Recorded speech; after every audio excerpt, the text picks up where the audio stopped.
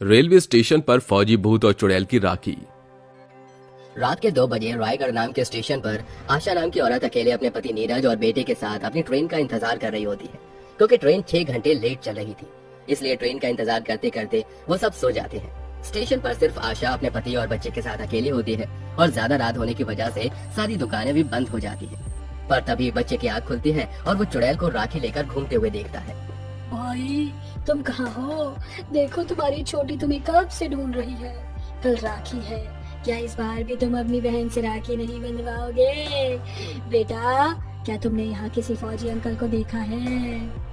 नहीं। क्या तुम अपने परिवार के साथ यहाँ सो रहे हो और तुमने यहाँ किसी फौजी को नहीं देखा? झूठ बोल रहे हो मुझसे। बच्चे की बात सुनकर चुड़ैल को गुस्सा आ जाता है और वो उसे और डराने लगती है। बच्चा पहले से ही डरा होता है, पर चुड़ैल की ये बात सुनकर वो और भी ज्यादा डर जाता है और डर से अपनी आंखें बंद कर लेता है और जोर जोर से चिल्लाने लगता है। बच्चे की आवाज सुनकर आशा और नीरज की आंखें खुल जाती हैं। क्या हुआ बेटा, तुम इतनी जोर से क्यों चिल्लाए? माँ, मैंने यहाँ एक चुड़ैल देखी जो राखी लेकर घूम रही है और किसी फौजी के बारे में मुझसे पूछ रही थी, और जब मैंने उसे मना किया तो वो मुझे मारने के लिए आगे बढ़ी। बेटा, तुमने कोई सपना देखा होगा। नहीं माँ, मैं सच कह रहा हूँ। मैंने कहा था तुमसे, वो पागल अंजलि मरने के बाद भी राखी लेकर यहीं घूम रही है, अपने भाई को राखी बांधने के लिए। इसलिए बोल रही थी मैं तुम्हें कि इस स्टेशन से ना जाकर कोई दूसरा स्टेशन ले लेते हैं, पर तुम्हें तो यहीं से जाना होता है। पता नहीं तुम मेरी कभी सुनते क्यों नहीं हो। अरे इतना नाराज क्यों हो रही हो? आज तक अंजलि ने किसी का कुछ नहीं बिगाड़ा। अब बच्चे के सामने उसकी बातें मत करो। ट्रेन बहुत ज्यादा लेट है, मेरी मानो तो अभी मौका है, यहाँ से दूसरे स्टेशन चलते हैं, वहाँ से हम अपनी ट्रेन पकड़ लेंगे। मैं अपने बच्चे को इस तरह से डरा सहमा नहीं देख सकती, और वैसे भी मुझे चुड़ैल पर जरा भी भरोसा नहीं है। चुड़ैल बनने के बाद चुड़ैल सिर्फ खून की प्यासी होती है। माँ, आप और पापा किसकी बातें कर रहे हो?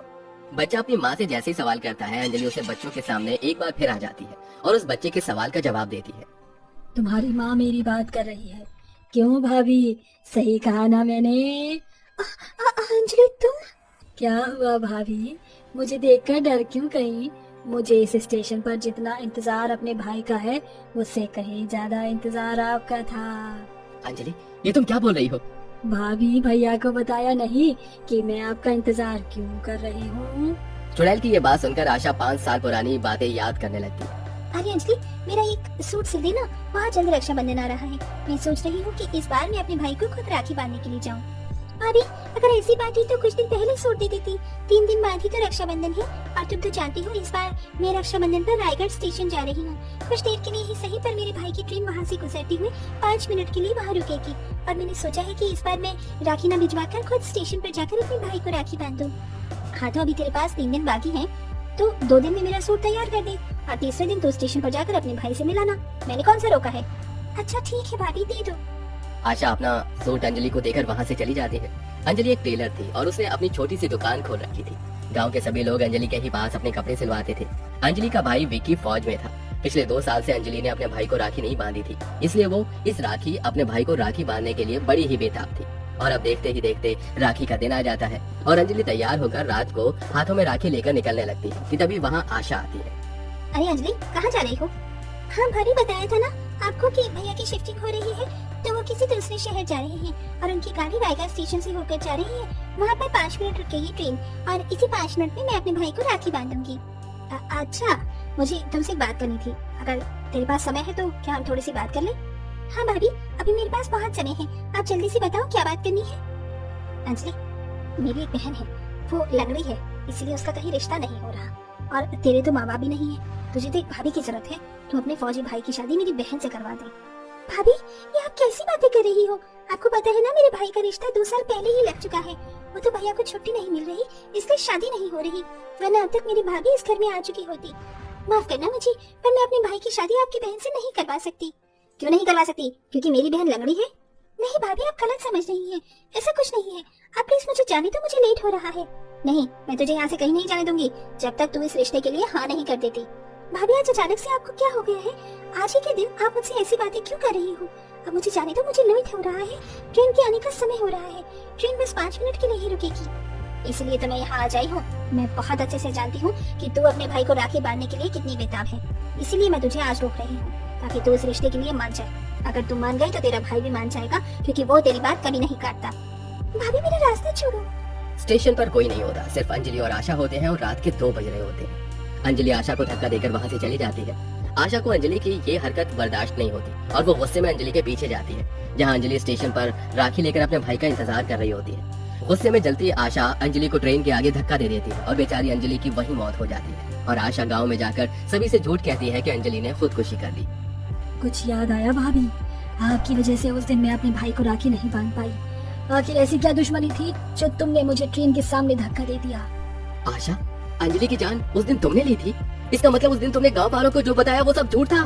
हाँ, मैंने अंजलि की जान ली, पर मेरा इरादा उसे मारने का नहीं था। पर जब उसने मेरी बहन के लिए अपने भाई का रिश्ता ठुकराया तो पता नहीं मुझे क्या हो गया। गुस्से में आकर मैंने वो करा जो मुझे नहीं करना चाहिए था। मुझे माफ कर दो अंजलि।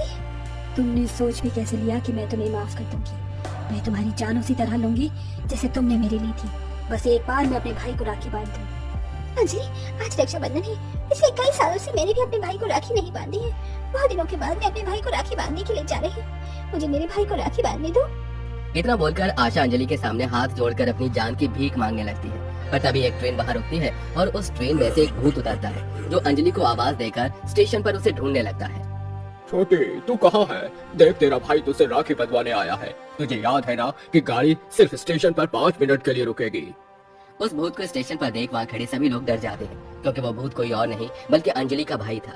चुड़ैल अपने भूत भाई को देखकर हैरान हो जाती है और उसे रोक कर उसके गले लग जाती है। रोते हुए उससे उसकी मौत की वजह पूछती है। भैया, तुम भूत कैसे बन गए? तुम्हारे साथ क्या हुआ? अंजलि मेरी बहन, आखिर तू मुझे मिल ही गई। उस दिन जब ट्रेन यहाँ आई और मैं स्टेशन से उतरा तो मैंने यहाँ लोगों की भीड़ देखी।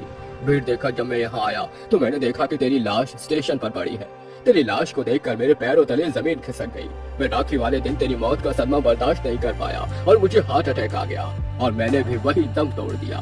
बस तब से ही मैं हर साल राखी पर इसी स्टेशन उसी ट्रेन में आता हूँ। ट्रेन 5 मिनट के लिए यहाँ स्टेशन पर रुकती है और मैं तुझे ढूंढता हूँ। भैया, मैं भी हर रक्षाबंधन पर यहाँ आकर तुम्हारा इंतजार करती थी, पर मुझे क्या पता था कि मुझे मेरा भाई भूत के रूप में मिलेगा। ये सब कुछ इस आशा की वजह से हुआ है। मैं इसे छोड़ूंगी नहीं। इतना बोलकर अंजलि हवा में उड़ने लगती है और तेज आंधी तूफान चलती है और तेज हवा में आशा खुद को संभाल नहीं पाती और धीरे धीरे स्टेशन के किनारे पर आ जाती है। और जैसे ही ट्रेन आती है आशा ट्रेन के सामने गिर जाती है और उसी वक्त सबके सामने आशा की मौत हो जाती है। आशा की मौत पर उसका पति और बच्चे रोने लगते हैं। तो वही अंजलि, जो कि चुड़ैल बन चुकी थी, वो अपने भूत भाई को राखी बांधती है और इस तरह रक्षाबंधन बनाने के बाद चुड़ैल और भूत की आत्मा को मुक्ति मिल जाती है।